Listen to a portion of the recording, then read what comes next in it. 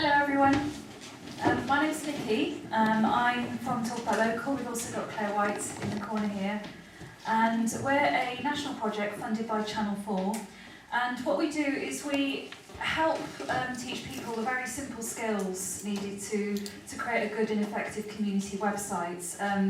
It used to be that if you wanted to create a website for your neighbourhood or your community group, there'd be some kind of monetary barrier there, you'd have to pay a lot for it, or you'd need quite a bit of technical know-how. That's no longer the case really. It's very simple to create a website using a simple platform such as WordPress.com and create a website for free with little to no technical know-how. There's no nasty coding or anything involved anymore.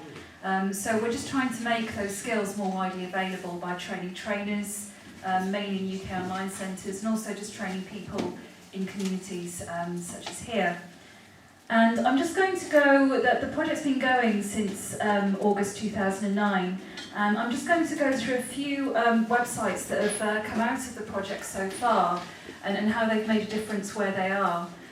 This was the first website created as part of the project, the Kington Blackboard in Kington in Herefordshire, quite an isolated town on the border between Wales and England. And it's called the Kington Blackboard because the discussion point for that community was an actual physical blackboard. They had a blackboard in the centre of the village, and people used to write notices on there such as "Have you seen my dog?" Something for sale, that kind of thing. Unfortunately, the blackboard occasionally got kidnapped. So the discussion point for the community would effectively be kidnapped for a few days, which meant they didn't have somewhere to talk to each other on, which was quite annoying. So we worked with the Marches Access Point. We worked with Emma in the corner there, the local UK Online Centre trainer, and helped them create this virtual blackboard where they talk about local community issues. And the website very quickly concentrated on Christmas lights. It turned out there wasn't enough funding for Christmas lights in the town, and the townspeople were very upset about this. So they used the website to have a discussion around the issue of Christmas lights, talk about possible solutions, and through the discussion on that website, the Chamber of Trade and a few other people stumped up enough funding for the Christmas lights. So the website helped Christmas lights be put up in the town there. This is a website for the Karma Village Festival. It looks like Cornwall, but it's actually Karma, in Walsall. We worked with a UK Online Centre trainer in Walsall who worked with the festival committee and helped them create this village festival website. They have a village festival once a year. It's a local arts and culture festival. And they essentially organised the festival online. There were a lot of disparate groups and acts and performers involved in the festival. So they used the website to just talk to each other as well as to their audience. Things like information about hiring out stalls, audition notices, that kind of thing, just to raise awareness and momentum of the festival and build things up. And during the festival they used it for coverage of the festival, so kind of photos and videos online of what was going on. And it's carried on since as a local village site. So things going on in the local village, they put notices up on here. This is a website William, our director, helped set up in Healy, near Sheffield. Basically, the Healy Voice was a community newsletter that was created in 1971. And what the community centre there have done is put the articles from the Healy Voice up onto a simple WordPress site, just to make that information available in more places, so just to make the articles and the content more widely available. It also saves on things like printing and distribution costs. Obviously it's not very pleasant stuffing newsletters into doors on a rainy Monday evening. So this is a way they can make it more widely available and just kind of cut down on the cost and time of producing a physical newsletter takes. We helped create this site in Cumbria, is quite an isolated parish in South Shropshire, and basically this is pretty much the online equivalent of a village notice board. I notice you've got a very nice village notice board in the centre here. It's pretty much the online equivalent of that. And there's basically very, very short, simple posts about what's going on locally, so garage sale postponed, that kind of thing.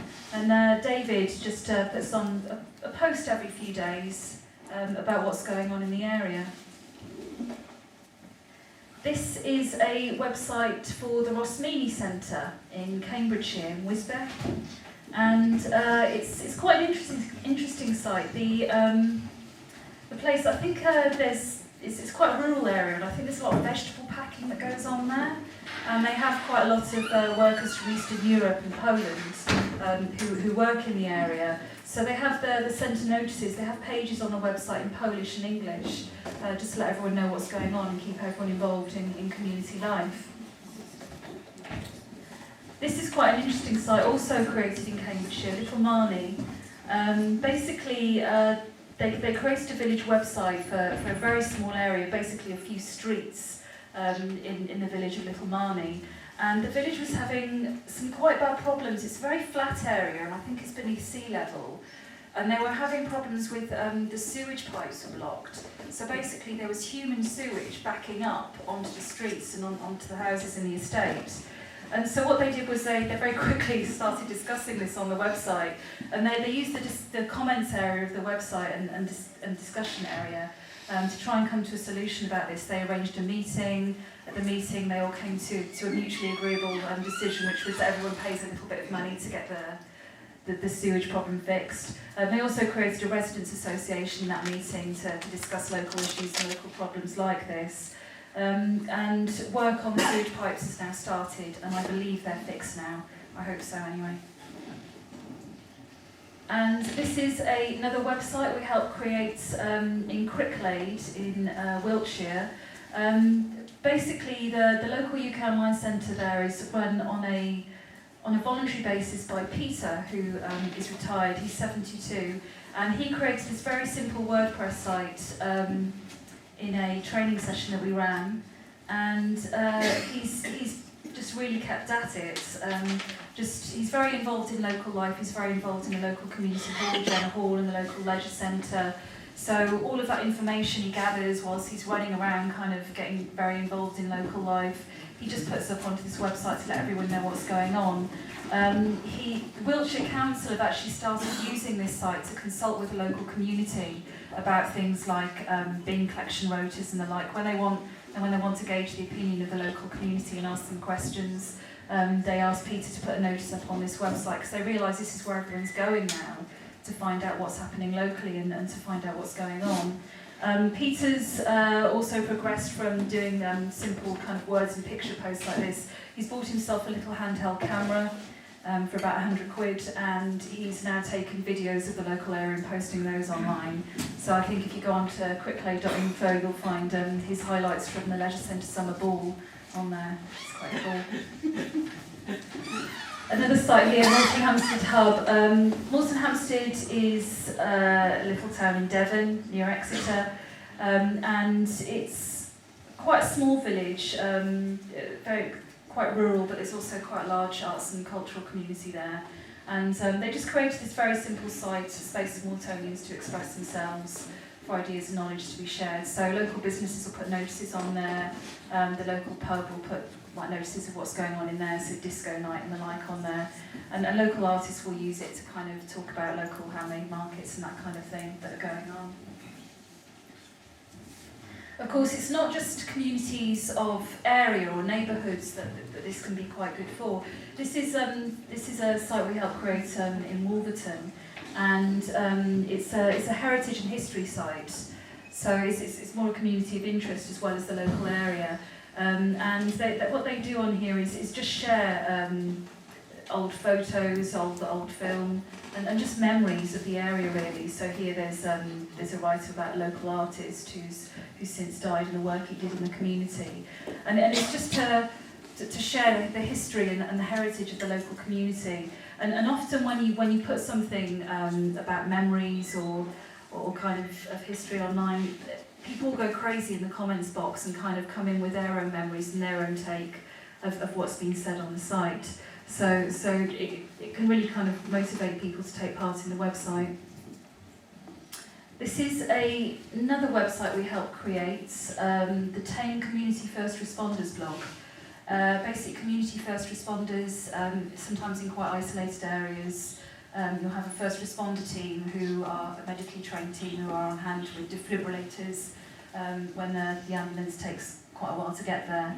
And we just help them create this simple website, and they just use this to talk about what they do, why there's a need for community first responders in the area, and also the activities that they're up to. So they recently covered a fundraising abseil that they did on the website to raise enough funds for that, and to try and generate interest in that. So that's what we do. Basically, to create a website like that and get going with it, it's very simple to create a website with quite a large number of users. And you know, if you can order a book on Amazon or Google something, basically you can create a website like this. And me and Claire are on hand here for the rest of the afternoon, so we'd like you to kind of come up and chat to us and hopefully create a website or two by the end of the day to get started with. So if any of you would like, are interested in doing something like this, please hunt us down. We're here with a couple of laptops. That'd be great. Thank you all very much. Now, before we move on, a couple of things. We're about to have a short break, which is going to involve asking you all to come out and have a group photograph in the road before the light goes. What we are then going to do, after a brief chance just to ask a couple of questions, is to sit down in our groups. As you can see, the map on the board there is basically covered with brown labels down the bottom around this whole area. I mean, any sense of where the community energy is coming from can be seen on that board. But we're going to break into geographical areas and around tables. And what we're going to ask is for people to consider some of the things that Simon, Nicky, and others have talked about.